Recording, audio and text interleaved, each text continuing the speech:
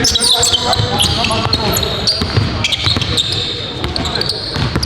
yourself, Max? How yourself, Max? How yourself? Johnny, watch. Right. How yourself, left.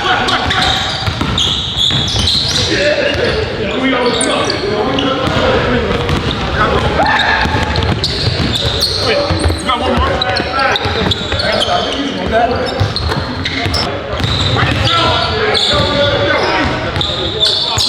Don't go under. Peter, late. Come on. Brother Scott. Come on, hey.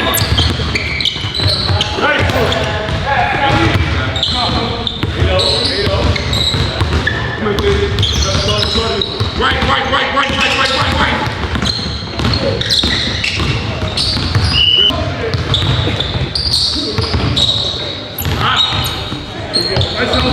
Watch it, left.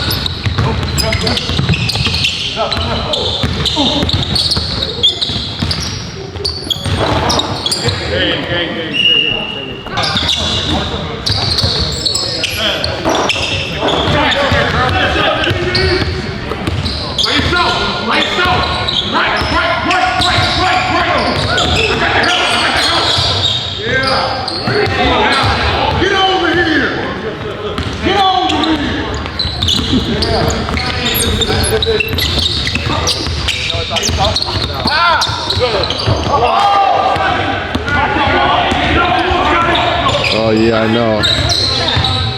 I think it's.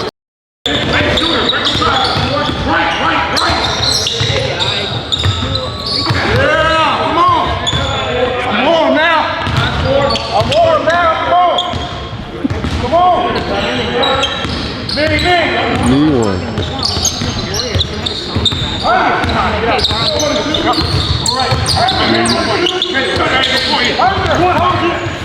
Go, man. Go. Yeah, warm now. Yeah, come on. Yeah, come on. I'll take one game with me.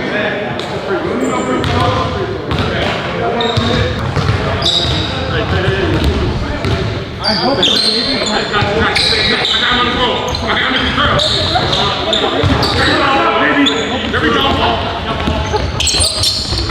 Oh, get that, DJ. That's the one, DJ. Go, DJ. Go, DJ. Again, DJ. Come on, Scotty. Come on. Stay right there, DJ. Go right now.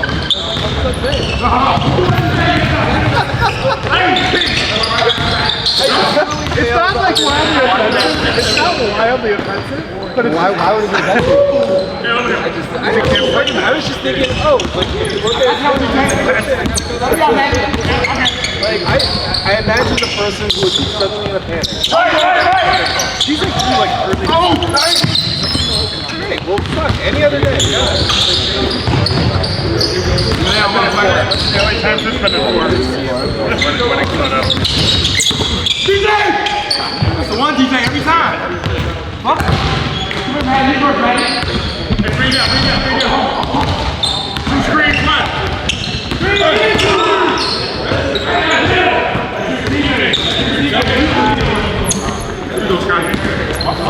All right. Hey, one. That's it. Go ahead. You got it.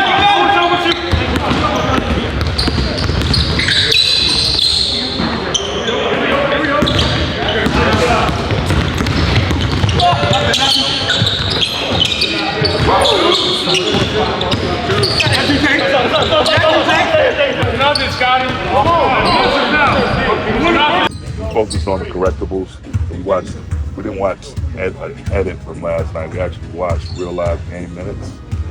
Starting with the end of the third quarter all the way through the fourth quarter. And just point out some things we can do better ourselves, like we're doing on Sunday, all season. Just basically, our running habits, staying disciplined, being more organized, again, playing with a sense of urgency.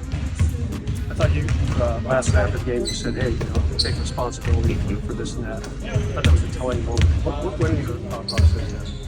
Man, just how can we be better?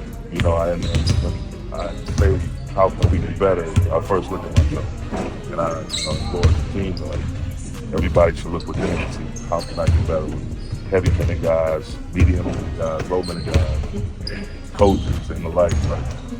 We all have to come together and pull together and see what we can do better and how can we enhance the principles that we already have at our disposal. So that was the biggest thing for me. I just thought about a challenge I could have made.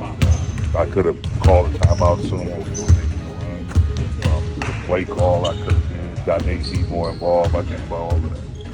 Darvin, I'm sure when you said that, you both could see that reflected in the film room. Absolutely. Did you see players kind of saying, hey, this play or this sequence? No, a bunch of head nods, a bunch of guys, chiming in and just, constructively criticizing ourselves and seeing where we can get better.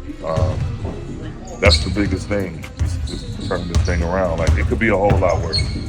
We were 2-10, I don't know how long ago. We're 7-12 now. We're making some ground. It's a tough one to drop last night, but we all understand, the sun comes up again tomorrow. NBA, you don't have too long to feel sorry for yourself. You have to get back on the horse and start riding again. That's what we plan to do.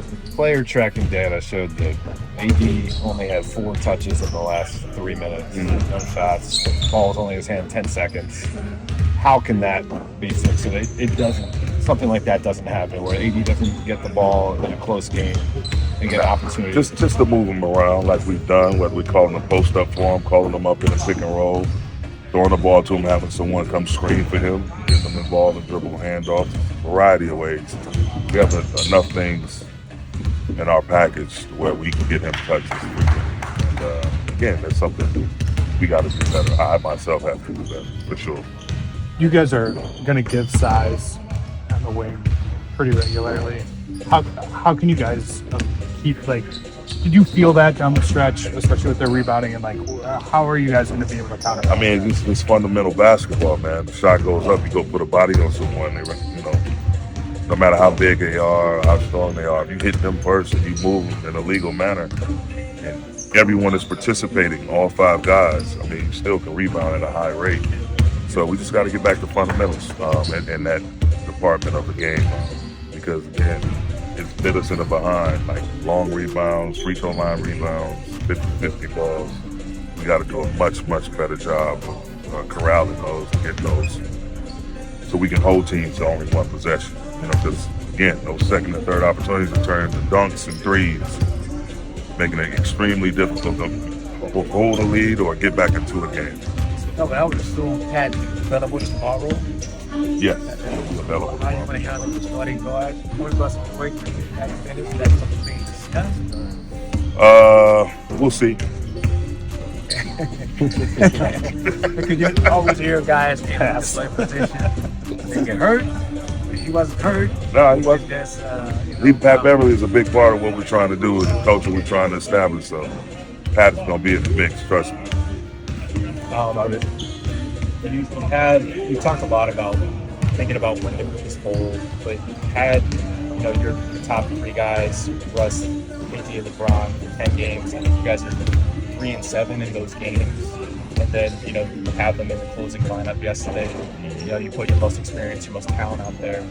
How much of your guys' turnaround is on those 3 to figure out how to kind of execute down the stretch when they're on the floor together? I just feel like, again, I said it earlier, us doing things with a sense of purpose, a sense of urgency, and just staying organized. And it's just not on those 3, it's also on the other 2 guys, whoever the other 2 guys are out there, whether it's just AD and Russ or AD and Bron. You know, it's a 5-man sport. And so everyone has to be involved in trying to get us the best opportunities that we probably possibly can have and extract when we get into the latter stages of the game. And it's not just on those two. How's LeBron's left ankle? He had it checked out. You know, we'll see what the results are. And, we'll see where he's at with it tomorrow. When something like last night happens, obviously the team can kind of be stung from it, or they can stick together. What do you sense of the demeanor? I just say that people pissed off that we allowed that to happen. They also saw the potential in us coming out and early fourth quarter minutes being dominant, and what can happen if we choose to play the right way consistently. We have segments where we're defending, where we're moving the ball and all that, and then you have the spillage where it's breakdown, where the ball is not moving. So the more and more we can get more consistency throughout a 40-minute game, 48-minute game, I think we'll be okay. But I think guys are just ready to get back at it. That's the beautiful thing about the NBA. You don't have time to feel sorry for yourself. Several guys reference kind of the ISO heavy nature of the stretch last night. Those possessions, is that more on the ball handler kind of stagnating things, or is it the guys off the ball, or is it both? Like, how do you? I mean, you got to have a rhythm. You have to do things with energy, and if you walk the ball up and the clock is against you, ball's in your hand now, you got a point where it's almost unfair to throw someone else the pass because now their back is up against the shot clock. So it's just a matter of us, as soon as whether it's a dead ball, missed shot, made shot, coming out of a timeout, doing things in the half court with things. Especially, we always stress our running habits, transition, getting our spots early so we can get to multiple options within our set. So that's the biggest thing, just doing things with pace in the half court and football. Thank you. Thank you. Coincidence, does that speak to how much AD has been doing defensively over the last 2 weeks for this team? Yeah, I mean, he's the last 2 weeks he's been playing in the NBA. It's that simple. I mean, you just got to keep that up. I think if he plays on that level, he's going to have a chance. Bron is Bron, and everybody else got to do their job, and then he'll be fine. Kind of a bigger picture on Saturday. How'd that game feel, and where do you think that kind of rates your progress back to where you want to be? I mean, it felt great. We got a W, we played all great. We had a next man mentality, because AD was out. So didn't play very good defense because they took 130 points. But I mean, we got it done. Offensively, for me, it felt great. I was efficient, and I'm happy. No, obviously Darvin's system is a little different.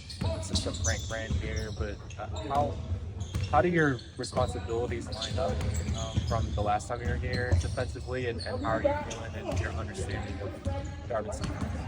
I mean, I understand what he's about and what he wants to play. Been knowing him for a couple of years. I mean, defensively, we had to make a little bit of progress, play a little faster with pace, on the offensive end. And it fits in my game. I'm happy I can just play freely. Dennis, you talked about the defense in the last coincidence. Does that speak to how much AD has been doing defensively over the last 2 weeks for this team? Yeah, I mean, he's the last 2 weeks he's been playing in the NBA. It's that simple. I mean, you just got to keep that up. I think if he plays on that level, he's going to have a chance. Bron is Bron, and everybody else got to do their job, and then he'll be fine. Kind of a bigger picture. Buddy Hield and Miles Turner have been guys that have had their names mentioned in trades here, like basically since July or something like that. Having gone through sort of like the trade rumor ringer yourself at multiple times in your career, what's that like? It's not my job. I mean, I'm here to play basketball. I don't know what they got going on, but I'm trying to control myself and try to do the things. Has your approach couple of years? Are you better able now as to kind of narrow your focus and not hear so much of what Dan was talking about? I mean, never did that. I got traded last year, my first time. I mean, it's still the same. I mean, my wife probably don't like it that much because we gotta move and we got kids. But end of the day, as a family, we still get to play basketball and do what we love. What's been the biggest difference for you playing with LeBron and AD second time around after a couple of years? I mean, I like to get comfortable with guys, and I mean, I know them now for 1 or 2 years, played with them 1 year. Unluckily, they got hurt. Like I said before in the interview, it's like unfinished business because now we get to play again full season and see where it goes. Dennis, how would you quantify the stretch that you guys are in right now, having won 5 of the last handful of games? And just, is there a sense that maybe you guys have kind of found something too? I mean, like I said before, when I was hurt, I think it was just leadership, playing as a team, defensively and offensively.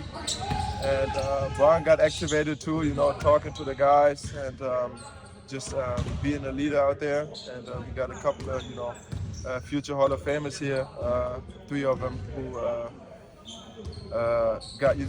did it for the last 10 to 20 years. And I mean, we got, Pat, myself, we've been in the league for a while. And I think we came a little bit more together, and that's what we just got to keep doing.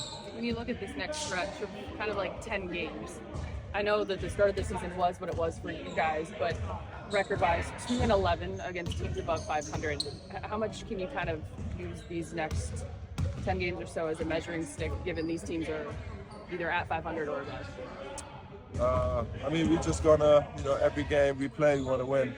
So that's got to be our mentality going forward. Do it as a team, compete for 48 minutes, and try to go out there with the dub. And I think that's our approach now, and that's what we try to do from now on out. This is a big month for you for a couple of reasons. Obviously, like the schedule is what it is. You guys can be gone a bunch, but you have some life stuff going on too, right?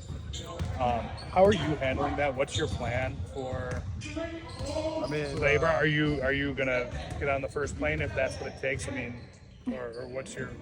Yeah, I mean, family comes first. Don't matter if we play a game that day. I'm gonna be with my wife, try to support her, and try to get my third baby. Yeah, and I'm looking forward to it, but I don't know when it's gonna happen. Is that kind of crazy? Like when you walk off the practice court, I mean, like, do you go right to your phone? Right now, it's any moment. So I gotta, after this, I gotta go to check my phone and see where she is, and yeah, I can't wait. Yeah. Especially in the second units. Where do you feel like you've really kind of carved a niche for yourself on the team this year on that unit? I mean, it was just doing the things I normally already do with my energy, trying to be infectious with the team, rebounding, running the floor, playing the right way, making the extra pass, finding the openings, and kind of playing off of our stars. Just trying to be consistent and really solid. So, getting the opportunity, dogs gave me the opportunity, and I've been able to show what I can do. Hopefully, I continue to learn and build from there. Was there any off-season focus that you had that you think has translated to what you're doing now? Yeah, I mean, this off-season, knowing that we had a new system coming in this year, like I said, the Bucks being with Wisconsin hurt last year helps a little bit, but focusing on my body a lot, spent a lot of time in the weight room. I was here all summer. I feel like that's translating onto the court, and it's helped me become a better player and using my intangibles better. Based on the way you situations to start your career, was it satisfying to be the guy taking a buzzer-beating 3 at the end of the first quarter, showing the growth in your game there? Nah, I think it was just a good shot. I got this steal, the opportunity, and everybody. So it's a buzzer beater shot. Everybody in the team wants the shot to go in. So, it's not like everyone's like, "Oh, it's a bad shot." So it was good. No, it was kind of my point. That was a good shot. Yeah, you know what I'm saying. Just there's no pressure on it. It's the last shot. I felt good to see it go in, and hopefully continue to get more opportunities, like we can continue to get more wins and build with that momentum and having that camaraderie on the court. I feel like everyone on the team is happy when that happens, and we were able to use that momentum. Those opportunities are more rare, I think, than people realize. Had you had one in the NBA before at the end of a quarter? No, I haven't actually. I haven't really gotten the buzzer beater shot at the end. So, I mean, it felt good. Like, what was the last one? Can you even think of one you've had? Not in the NBA. I can't remember the NBA or college. So not even since like high school, honestly. But it felt good as soon as it went up. I mean, I knew the time was running down. I looked up. I just let it fly. It went through, and I just, did my little pose. Not a lot of shots you get for the pose, huh? It's because he can pick and roll or pick and pop, being that he's really tall, and also he leads the league in blocks, so he has a big defensive presence there as well. So it's dynamic with you have to change up your coverages a little bit. So even when you're in the drop, you got to make sure you come back to the shot. You might have to do some late reds, and it requires a little more communication and a little extra hustle. So we just got to know where he is at all times. What was the film session like after you guys allow 138 points?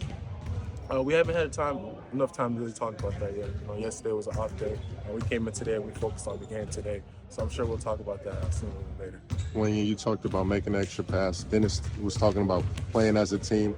How do you feel like this team has been with that, these last 2 games? Playing as a team, I just saw like LeBron, I think, in his points, he probably took over 5 dribbles max. How do you feel like this team has been with ball movement and playing as a team?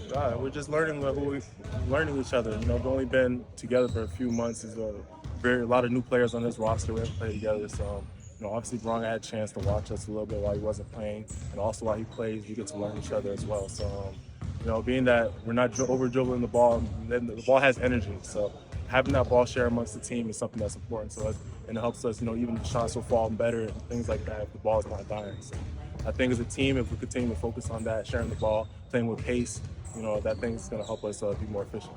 Dennis suggested in the last 5, 6. Obviously, LeBron was missing for a lot of those, but Dennis was saying he thought LeBron took on a different role as far as leadership, being vocal, even from the bench. Have you seen that as well? Oh, most definitely. I mean, he was vocal the whole time, and his presence has never left. I mean, locker room, before the game, after the game, during the game, he's damn near coaching us. So we're listening to him. He's watching everything, and he definitely applied it as soon as he came back on the court. And I feel like it helped the rest of us. He was able to mesh right back in. Has that intensity risen since the start of the season, do you think? I mean, you lose some games and it picks up your sense of urgency, but I think we always was competing throughout the season. And I think just, we've had playing against different teams as well. And we picked up some type of rhythm, and we're just starting to get it going. So it was early in the season. We got momentum, so we'll continue to build on that, continue to learn every day. It's a long season, so we got to keep being professional. I'm not sure if you were around Russ a ton this summer because you guys were here a lot. How have you seen him kind of handle having his name be very publicly in trade chatter and stuff? Is there anything that you took out of that, just kind of observing that? Yeah, I mean, he handles it really well. Even during last year, we had different talks about that, about people trading him and all that. He blocks out the noise. He comes in every day, he does his job. And what he focuses on when he's on the court is, you guys might not see, he's always trying to uplift his teammates. He's always trying to uplift me.